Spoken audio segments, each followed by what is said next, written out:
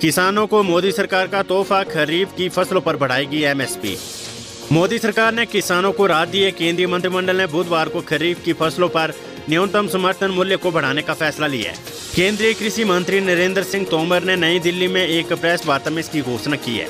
उन्होंने कहा है कि केंद्रीय कैबिनेट ने बाजार सत्र 2021-22 के लिए खरीफ की फसलों पर एमएसपी की अनुमति दे दी है।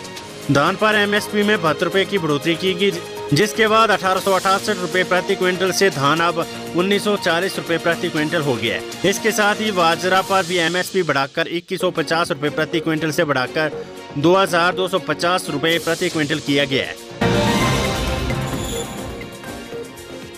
वैक्सीन के बाद डेल्टा वेरिएंट ने फिर संक्रमित किए लोग। देश में ऐसे कई मामले हैं जिनमें वैक्सीन लगवाने के बाद लोगों को कोरोना ने अपनी चपेट में ले लिया है। दिल्ली एम्स ने इसका जवाब ढूंढ लिया कि कैसे टीकाकरण के बाद भी लोग संक्रमित हो रहे हैं। अध्ययन में पता चला कि कोरोना वायरस का डेल्टा वेरिएंट वैक्सीन ले चुके लोगों को सबसे ज्यादा संक्रमित कर रहा है। स्टडी में सामने आया कि लोगों ने चाहे कोविशील्ड ली हो या फिर कोवैक्सीन, वायरस का डेल्टा वेरिएंट संक्रमित करने में सक्षम है। एम्स ने अपनी स्टडी में 63 लोगों को शामिल किया था जो वैक्सीन लेने के बाद भी महामारी का शिकार हो गए थे। इनमें 36 ऐसे लोग थे जिन्होंने वैक्सीन की दोनों डोज ले ली थी, जबकि 27 लोगों ने एक डोज ली थी। इनमें 10 लोगों को कोविशील्ड वैक्सीन लगी थी, जबकि 52 को कोवैक्सीन। एम्स ने बताया कि इन 63 में से 41 पुरुष थे, जबकि शेष 22 महिलाएं थी। स्टडी रिपोर्ट में कहा गया कि ये सभी 63 लोग वैक्सीन लेने के बाद भी संक्रमित तो हो गए थे, लेकिन इनमें एक भी संक्रमित की मौत नहीं हुई। हालांकि इनमें ज्यादातर लोगों को 5-7 दिनों तक बहुत ज्यादा बुखार रहा था। स्टडी में सामने आया कि वैक्सीन की दोनों डोज लेने वाले 60% लोगों में, जबकि एक डोज लेने वाले 70% लोगों को कोरोना वायरस के डेल्टा वेरिएंट ने संक्रमित किया था। एम्स के आपातकालीन विभाग में आने वाले मरीजों की रूटीन टेस्टिंग के लिए जमा किए गए नमूनों का अध्ययन किया गया था। इनमें बहुत ज्यादा बुखार, सांस लेने में तकलीफ और सिर दर्द की समस्या पाई गई थी। खबर हिमाचल से। हिमाचल में लैपटॉप की जगह मेधावियों को मिलेंगे टैब। 19,000 छात्रों को नवाजेगी सरकार। इस साल के मेधावी छात्रों को अब लैपटॉप की जगह टैब दिए जाएंगे।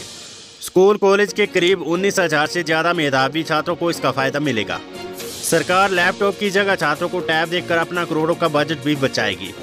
दरअसल हर साल मेधावी छात्रों को लैपटॉप खरीदकर सरकार का 40 करोड़ से ज्यादा बजट खर्च होता था, लेकिन अब जब छात्रों को टैब मिलेगी तो इस पर कम खर्च आएगा।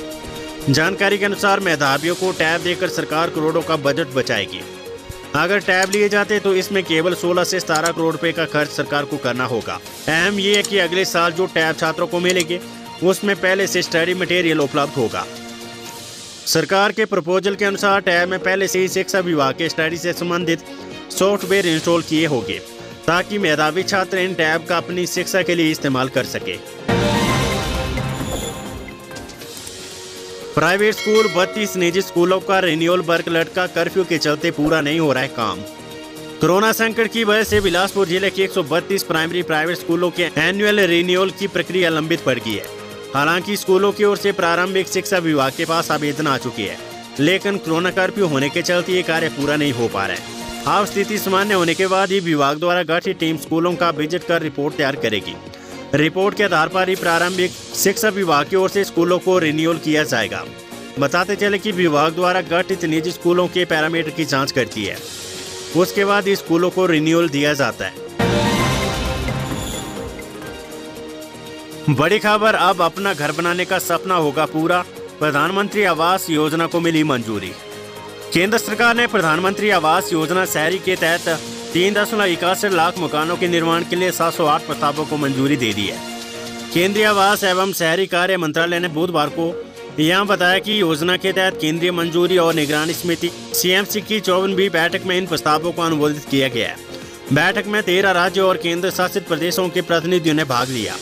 योजना के तहत स्वीकृत मकानों की कुल संख्या 112.4 लाख है। 82.5 लाख निर्माणाधीन या तैयार हो गई है, जिनमें से 48.31 लाख वितरित किए जा चुके हैं। योजना में कुल निवेश 7.35 लाख करोड़ रुपए है। हिमाचल कांग्रेस प्रदेश अध्यक्ष बोले, जनता की उम्मीदों पर फिरा पानी, दिल्ली से खाली हाथ लौटे CM। प्रदेश में बढ़ती महंगाई और बेरोजगारी को देखते हुए जनता को आशा थी कि मुख्यमंत्री जयराम ठाकुर अपने दिल्ली दौरे से कुछ राहत लेकर आएंगे, लेकिन वे खाली हाथ लौटे। ऐसे में जनता की पूरी उम्मीदों पर पानी फिरकर रह गया है। कांग्रेस प्रदेश अध्यक्ष कुलदीप सिंह राठौर ने बुधवार को मीडिया से अनौपचारिक बातचीत में उक्त बात कही। उन्होंने कहा कि प्रदेश में डबल इंजन का दावा पूरी तरह से हवा हवाई साबित हुआ है। प्रदेश सरकार की केंद्र में कोई सुनवाई नहीं हो रही है। कुलदीप राठौर ने कहा कि कोरोना काल में भी केंद्र सरकार से प्रदेश को कोई विशेष मदद नहीं मिली है, न ही प्रदेश सरकार ने किसी भी वर्ग को कोई मदद की है। प्रदेश में कोरोना कर्फ्यू के चलते टूरिज्म और इससे जुड़ा व्यवसाय पूरी तरह से ठप होकर रह गया है। छोटे व्यवसायी व निजी ट्रांसपोर्टर, बस ऑपरेटर बर्बादी के कगार पर खड़े। लोन की किस्तें ना चुका पाने के कारण बैंकों ने उनकी गाड़ियां तक उठा ली है। डिपो में तेल व दालें महंगी कर दी गई है। कुलदीप राठौर ने सरकार से मांग की कि वे प्रदेश के होटल समेत सभी कारोबारियों, ट्रांसपोर्टरों, किसानों और बागवानों को राहत प्रदान करें। उन्होंने कहा है कि प्रदेश में वैक्सीनेशन का कार्य शहरी क्षेत्रों में भी धीमी गति से चल रहा है, जबकि ग्रामीण क्षेत्रों में आधा अधूरा ही चल रहा है। युवाओं को वैक्सीन के लिए दर दर भटकना पड़ रहा है। मरीजों को राहत, टांडा अस्पताल में शुरू होगी सभी ओपीडी। कोरोना संक्रमण के मामलों में कमी आती अब अस्पतालों में ओपीडी की व्यवस्था शुरू होगी है। टांडा मेडिकल कॉलेज में भी लंबे समय बाद करीब सभी ओपीडी शुरू होगी है। जानकारी के अनुसार पहले टांडा मेडिकल कॉलेज में बने मेकशिफ्ट अस्पताल में कोविड मरीजों के उपचार के लिए ज्यादातर डॉक्टर ड्यूटी दे रहे थे। इस कारण टांडा में ज्यादातर ओपीडी बंद पड़ी थी। कोरोना के अलावा अन्य मरीजों को निजी अस्पतालों का रुख करना पड़ रहा था, मगर अब अस्पतालों और जिला कांगड़ा में कोरोना के मामलों में भारी कमी आई है। अस्पतालों में भी अब बेहद कम संक्रमित मरीजों का उपचार चल रहा है, जिस कारण अब डॉक्टर फिर से अस्पताल में अन्य मरीजों की ओर ध्यान दे रही है। इस समय टांडा मेडिकल कॉलेज में मेडिसिन, ऑर्थो, बच्चों, ENT आदि की ओपीडी शुरू की जा रही है। युवाओं के लिए वैक्सीनेशन का शेड्यूल तय, निजी अस्पतालों में इन दामों पर लगेगा टीका। हिमाचल सरकार ने प्रदेश में 18 से 44 साल के लोगों के लिए वैक्सीनेशन का शेड्यूल तय कर दिया है। हिमाचल में 14 और 17 जून को कोविड का टीका लगाया जाएगा। 2 दिन में 527 विभिन्न साइटों पर वैक्सीन लगाई जाएगी। पहले की तरह 2 दिन पहले स्लॉट बुक करवाना होगा। सेशन बुक करने का समय दोपहर 2:30 बजे से 3 बजे तक होगा। 14 जून को होने वाला सेशन पिछली गाइडलाइन की तरह होगा। 17 जून को होने वाला वैक्सीनेशन सेशन आगे बढ़ाया जा सकता है, जब तक वैक्सीन की वायल पूरी तरह से यूज नहीं हो जाती। 18 से 44 साल वालों को सोमवार और वीरवार को टीका लगाया जाएगा। 45 साल से ज्यादा और आरक्षित कैटेगरी के लिए सप्ताह में 4 दिन वैक्सीन लगाई जाती है। राज्य में 16 जनवरी से वैक्सीनेशन अभियान चल रहा है। अभी तक 24,78,330 लोगों को टीका लग चुका है। 20,41,386 को पहली डोज और 4,36,944 को दूसरी डोज लगी है। सरकार ने कोविशील्ड के साथ अब निजी अस्पतालों के लिए भी कोवैक्सीन और स्पुतनिक V वैक्सीन के रेट तय कर दिए हैं। सबसे महंगी वैक्सीन कोवैक्सीन होगी। प्राइवेट अस्पतालों को निर्देश दिए कि वे 150 रुपये से ज्यादा सर्विस चार्ज नहीं लेंगे।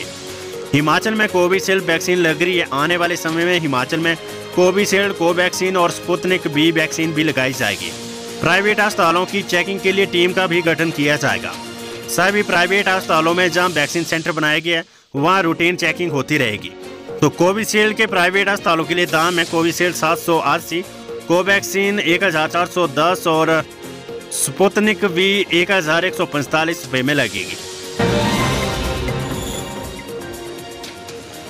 हिमाचल में 15 कोरोना संक्रमितों की मौत, 563 नए पॉजिटिव मामले, 6,682 रह गए सक्रिय केस। हिमाचल प्रदेश में बुधवार को और 15 कोरोना मरीजों की मौत हो गई है। कांगड़ा जिले में 4, मंडी 4, चंबा 3, सोलन 2, सिरमौर और हमीरपुर में एक संक्रमित की मौत हुई है। उत्तर प्रदेश में 563 नए कोरोना पॉजिटिव मामले आए हैं। मंडी जिले में सबसे ज्यादा 100, कांगड़ा 80, चंबा 99, शिमला 54, हमीरपुर 52, बिलासपुर 42, सोलन 39, ऊना 37, सिरमौर 28, कुल्लू 25, किन्नौर 13 और लाहौल स्पीति में 4 नए मामले आए हैं। बीते 24 घंटों के दौरान प्रदेश में 839 मरीजों ने कोरोना को मात दी है। आज प्रदेश में कुल कोरोना संक्रमित मरीजों का आंकड़ा 1,96,905 पहुंच गया है। इनमें से अब तक 1,86,872 संक्रमित ठीक हो चुके हैं। सक्रिय कोरोना मामले घटकर 6,682 रह गए। प्रदेश में अब तक 3,327 संक्रमितों की मौत हो चुकी है। बीते 24 घंटों के दौरान कोरोना की जांच के लिए 22,047 लोगों के सैंपल लिए गए हैं। प्रदेश के 11 जिलों में सक्रिय मामले 1,000 से नीचे आ गए हैं। कांगड़ा ही अब 1,000 से अधिक सक्रिय केस वाला जिला है। हिमाचल में रिकॉर्ड तोड़ गर्मी, ऊना में इस सीजन का सबसे गर्म दिन, पंडोर डैम में जलस्तर बढ़ा।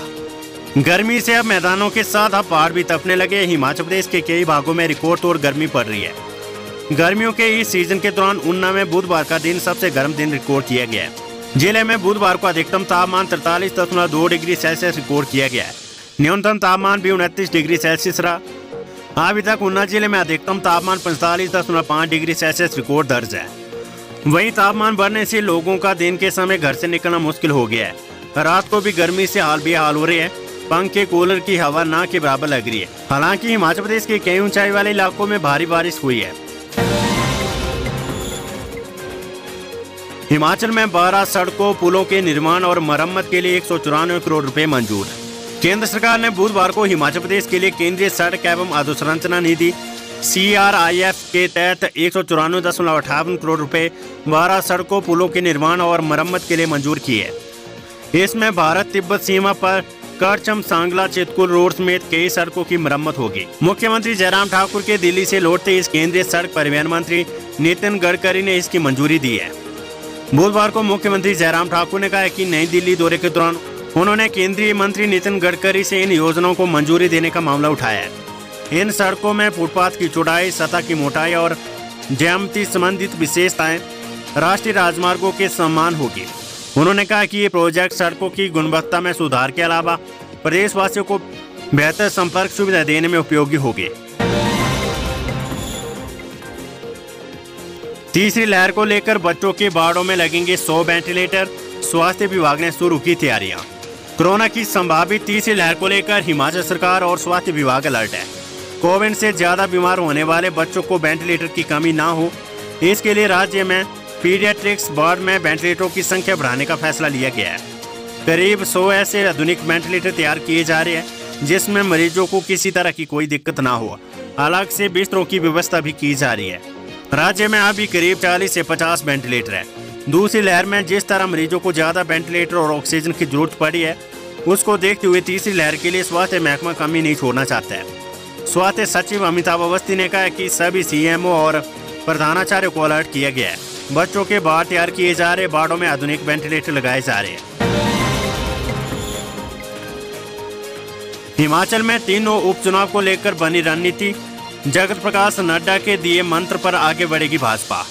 भाजपा के चंडीगढ़ मंथन के बाद नई दिल्ली में मुख्यमंत्री जयराम ठाकुर और भाजपा के राष्ट्रीय अध्यक्ष जगत प्रकाश नड्डा के साथ हुई मुलाकात में मंडी सांसदीय क्षेत्र, फतेहपुर और जुब्बल कोटखाई विधानसभा क्षेत्र उपचुनाव को लेकर रणनीति बन गई है। इसमें भाजपा के राष्ट्रीय अध्यक्ष जगत प्रकाश नड्डा ने जो मंत्र दिए उसी आधार पर पार्टी आगामी समय पर आगे बढ़ेगी।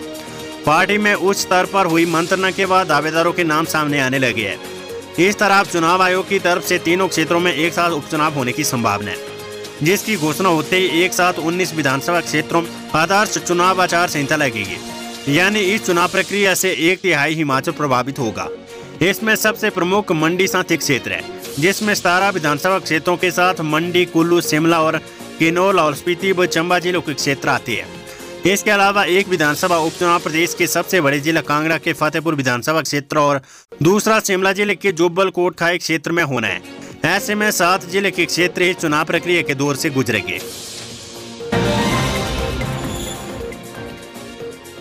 दोस्तों, अगर अभी तक आपने हमारे चैनल को सब्सक्राइब नहीं किया है तो यहाँ क्लिक करके हमारे चैनल को सब्सक्राइब कर लें। साथ ही इस नोटिफिकेशन बेल पर भी जरूर क्लिक करें, जिससे कि आप हमारे आने वाले सारे वीडियोस की नोटिफिकेशन अपने मोबाइल पर पा सकें।